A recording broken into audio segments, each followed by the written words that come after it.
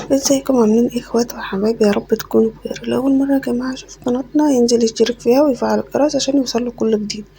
بصوا يا جماعة، كده لما احب افكر في عشاء خفيف ويكون سريع كده بعمل الرز المعمر بصراحة، لان الولاد عندنا بيحبوا كتير وجوزي كمان بيحبوا كتير جدا. فانا قلت ايه، اعمل صينيتين كده، واحدة بسكر والتانية تكون سكرها خفيف شوية، يعني أنا بسكر برضه بس يكون خفيف شوية. تمام.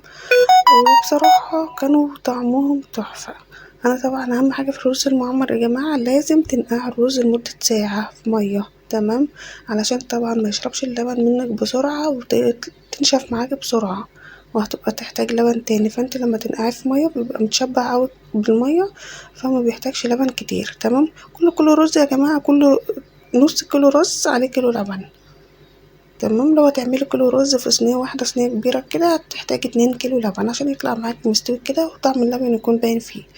وكمان كل صينية على كيس فانيليا. اللي عايز الطريقة كاملة طبعا الفيديو على قناتي يا جماعة، اللي حابب يشوفه هينزل يشترك في القناة وهيلاقي الفيديو كامل. بصراحة يا جماعة الطريقة والله العظيم جميلة جدا وطعمه حكاية. وطبعا بتحطوله سمنة بلدي او سمنة زي ما انت عايزة، يعني ممكن سمنة عادية لو مش عندك بلدي. ايه رأيكم بقى في الطريقة بتاعتي؟